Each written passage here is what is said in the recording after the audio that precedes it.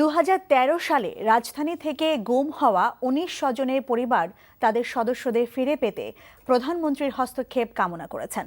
সকালে জাতীয় প্রেস ক্লাবে সংবাদ সম্মেলনে তারা অভিযোগ করেছেন, দফায় দফায় দরখাস্ত করেও তাদের স্বজনদের খোঁজ পাননি। তামজিদ সুমনের রিপোর্ট।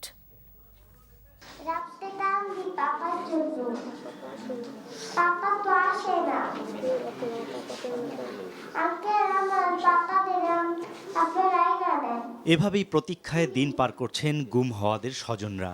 2013 সালের 4 ডিসেম্বর 25 নম্বর ওয়ার্ড বিএনপির সাধারণ সম্পাদক সাজেদুল ইসলাম সুমন সহ 8 জন একই দিনে রাজধানীর বিভিন্ন জায়গা থেকে নিখোঁজ হন।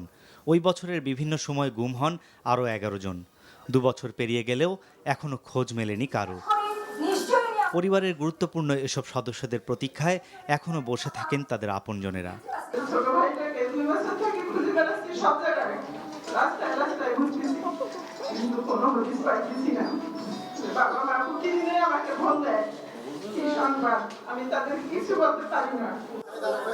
ছেলে সাজেদুলের শোকে চোখের পানি শুকিয়ে যেতে বসেছে হাজেরা খাতুনের।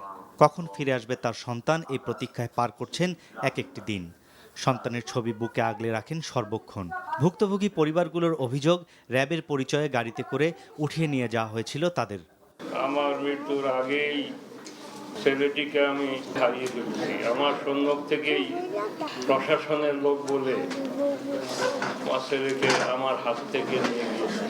শুক্রবার সংবাদ সম্মেলনে গুম হওয়া পরিবারের সদস্যরা তাদের ফিরে পেতে আবারও প্রধানমন্ত্রীর হস্তক্ষেপ চাইলেন। 2 বছর দিন একটা একটা করে পার করছি, প্রধানমন্ত্রীর কাছে আবারও আবেদন করছি, উনি আমাদেরকে সহযোগিতা করবেন, প্রশাসনকে বলবেন যেন আমাদের এই ছেলেগুলোকে খুঁজে দেন।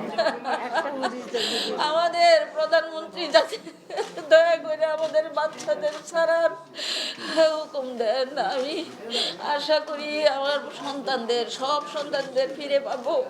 গত 2 বছরে তারা সরকারের বিভিন্ন পর্যায়ে ধর্ণা দিয়েও পাননি কোনো সদুত্তর। এখন তাই তাদের ভরসা কেবল প্রধানমন্ত্রী। Tamjid Suman, NTV news, Dhaka.